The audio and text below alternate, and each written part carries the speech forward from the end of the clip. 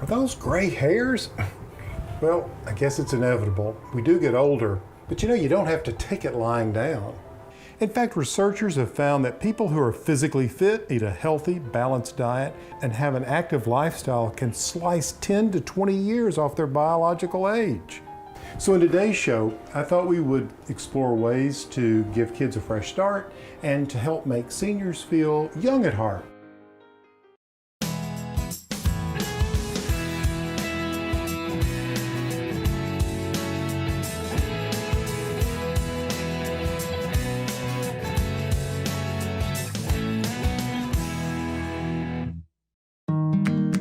It's really amazing how popular this idea of urban farming has become. These are a part of an urban farming project. These, meaning these girls, 4 New Hampshire hens, are going to my friend Jerusalem. So why don't you come on inside with me? Knock, knock. Jerusalem, are you back here? I'm here. Hey. Hi. Look at what I have for you. Oh. Say hello to Jerusalem. Hello, Chickie. We're very excited to have her at our little urban farm here. There's one there. Hey. You're going to be our active one, I can tell. Gorgeous. There you go, girl. Okay. All right. Looks That ought like to they're get you settling started, in. yeah. Wonderful. You know, I've said this hundreds of times. Raising chickens in your backyard has tons of benefits, including teaching kids a little responsibility. I'm Wiley and he's Miles, right? Yeah. Well, we have a hedgehog named Potter. He's right here in my arm. And then we have some chickens and we have a dog. We thought that it was an old English sheepdog, and we don't know for sure. I'm usually the one who takes care of chickens, and I really like the chickens. We usually help a lot with the animals and stuff. Take care of the chickens in the morning and put them up in the evening and refill their water and their food and check for eggs and all that stuff. I helped my dad with the chicken run back there. Growing up in the country like I did, it was really important to me to get the kids involved, teach them responsibility for the animals, responsibility for the land, and it's worked out great. They really embraced it and really do a great job staying on top of things. I don't even have to remind them to go close the chicken coop most nights. It's already taken care of. Well, thank you so much for coming out You're and bringing us welcome. the hens. Yeah, and anytime. I'll drop by from time to time and just see how things are going. That would be wonderful. We'd love to have you. Keep up the good work. Thank you so much. You bet.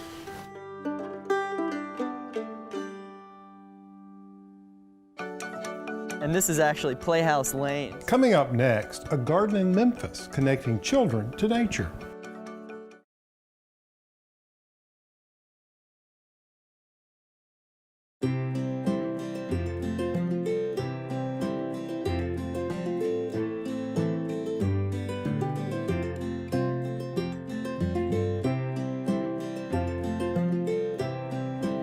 David, I'm just crazy about how interactive the children's garden is. Everywhere you turn. It's so fun. And this is actually Playhouse Lane. So you have 5 different playhouses here, created by 5 different artists, actually, local artists. This is a xylophone bench, really?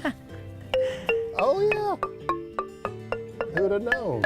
Absolutely. I bet the kids love this. They absolutely love it. They come in here and they just book it for this area. It's just so much fun. There's so many different things for them to get involved in. So what do we have here, David? So this is the country house, actually, representing a little house out in the country. We have a chicken coop out back, a little. Oh, right. And inside the house, actually, we have a bunch of little toys that they can play house. Oh, so like little yeah. ketchup bottles and How stuff fun. like that. What is this? It looks like a giant mushroom. Yeah, so this is actually an old shade tree. Oh, look at this. Yeah, Look at the roots. Well, this was one that was here. It was here, absolutely. Yeah. And so instead of trying to uproot the whole thing and get it out of here, we were like, well, why not use it and make it into a little fairy closet? It has a door here. Oh, so this is where the fairies hang their clothes. Yeah, that's right. Of course. And so the main fairy house is over here. That's right. The main fairy house is over here. And Well, you can see like designs on the top here, really colorful. Those fairies are very creative. They are creative. Yeah, look at that. Amazing. And this is their house. Yeah, and so you can see it's all these twigs and other pieces of wood that. Oh my gosh, what fun. Yeah, and this May is. we go in? Oh yeah, Hello, please. anyone home? Anyone here? And you can see the pieces of trunk here. Right. That it's almost like a little puzzle that they can put together, which see. is so much fun. And yeah, so you can, and we have the little tree trunk seats here and the table. Right, so they can play with the fairy toys. Just such a fun little spot. It is, and look, it's just made of all kinds of pieces of tree trunk, and you got the wood shake ceiling on it. Yeah, you feel like you are Yeah, in a very it's a fun enclosed space. Yeah. An enchanting place. Enchanting, exactly. Yeah, it's very Absolutely. good. David, this is one big birdhouse. Yeah, that's actually situated on the base of a sequoia tree. It's just amazing. The kids just have to love it. Oh, absolutely. If you look down here, you can see the bird shape in these rocks. Oh, that is amazing. So fun. It really is. Don't you think it's so important to inspire them and get them excited early about learning? Couldn't agree more. Yeah. Couldn't agree more. You guys have done an awesome job with this. Thank you for showing me around. Thank I really you. appreciate it. Yeah, and come back anytime. Marvelous. I'll be back for sure. All right.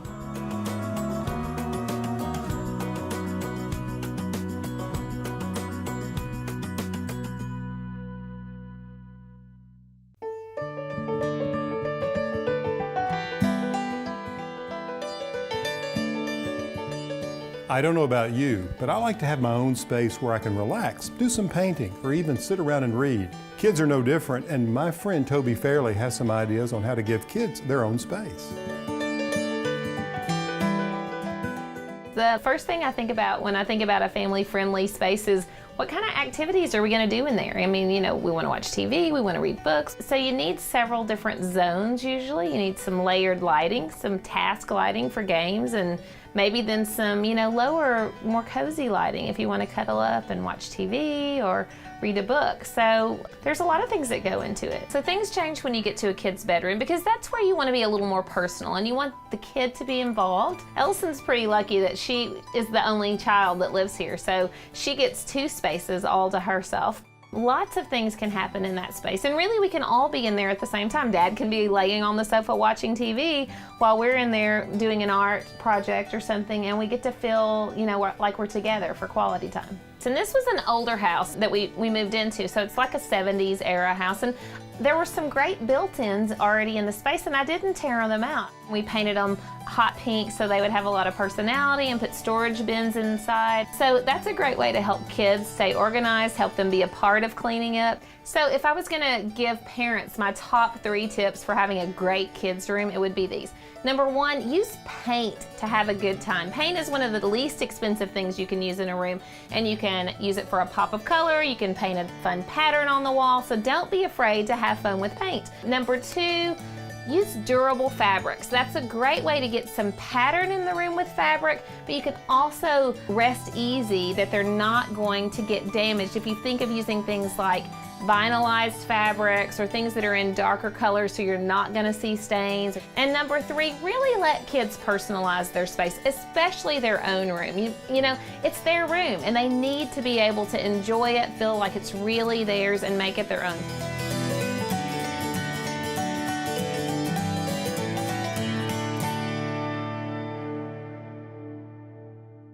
Still to come on Garden Style, Harvesting carrots fresh out of the garden. a 2-acre outdoor classroom. Don't go away.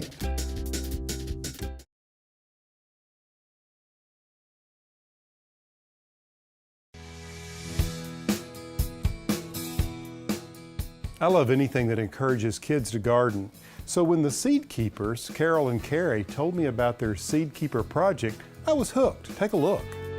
Raise your hand if you love the garden. I'm raising it too. When we established our business, we said the one thing we're going to do is give back. That was one of the most important things that we wanted to do with our business. And so we were inspired by an individual who we saw in our own hometown who was highlighting a school garden. And we thought, that's our purpose.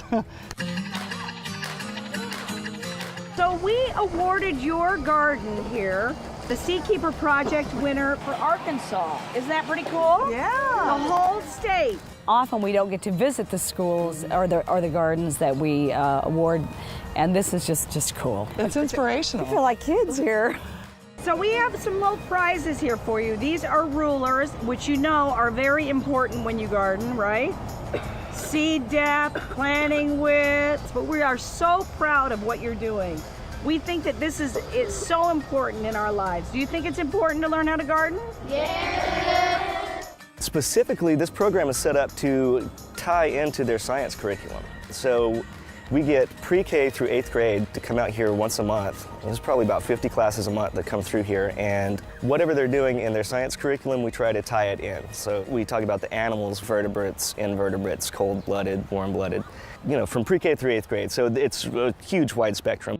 It's a fun place that you can be outside and grow things and be proud of yourself for what you've grown. I like to watch the things grow. Like it starts out as a little bitty seed and then it grows into something beautiful.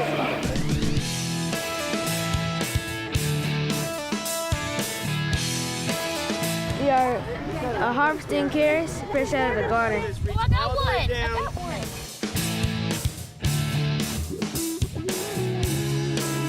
See? These are delicious, actually. Is it good? Rat tail radish. They get to eat food, and then it's usually things that most of these city kids haven't had before. It kind of opens their mind to it, and they want to come back out when school's not in progress and help grow it and take it home and eat it. I would love to see a school garden at the center of school curriculum. I think everything could spring from it. Appreciate the earth and be thankful for all of these fruits and vegetables.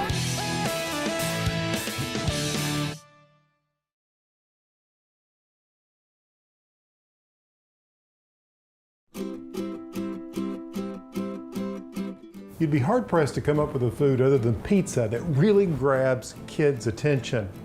Who doesn't love a piece of pizza? Even adults.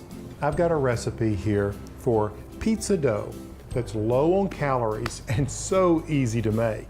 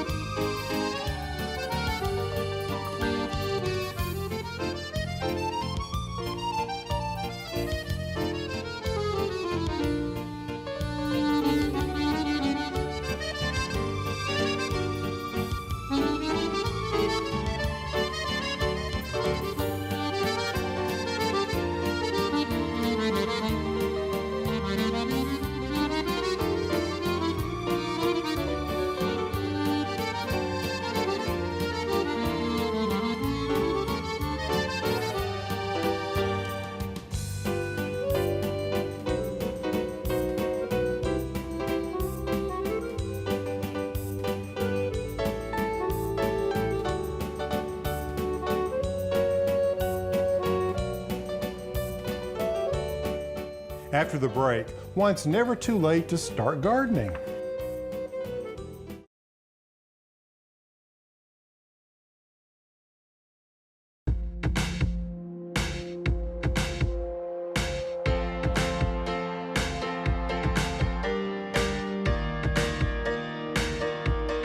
So I have this passion for gardening, right? You know, I just love it. And I really enjoy understanding how people got into gardening and what kinds of things they're growing. Of course, sometimes gardening can become difficult because of physical challenges. So what I've discovered is a really interesting product. It's very inspiring because it can help people get back into the thing that they love, gardening. So let me show you what I mean with my friends here at Fox Ridge.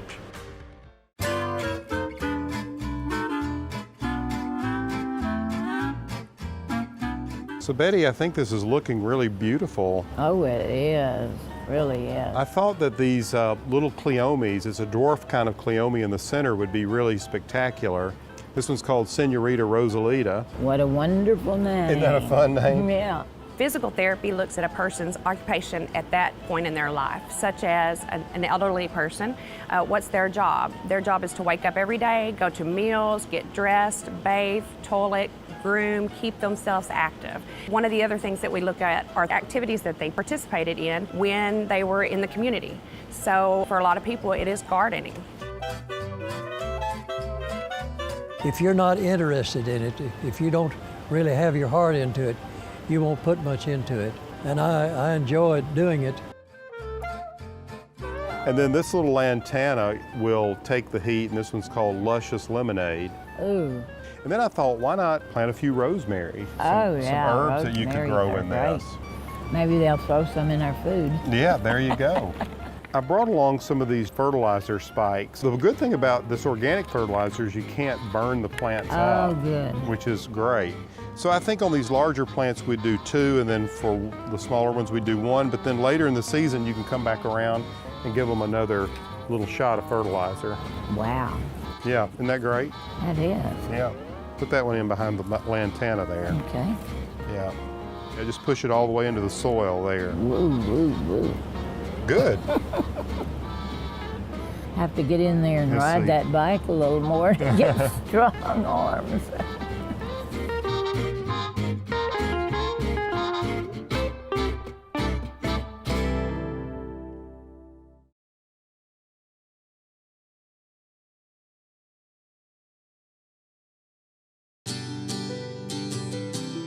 Gardening really does bring a lot of joy to life. And you know, you're never too old or too young to get started. So get your loved ones and friends together, get them out in the garden, and help them grow their passion for gardening. For Garden Style, I'm Alan Smith.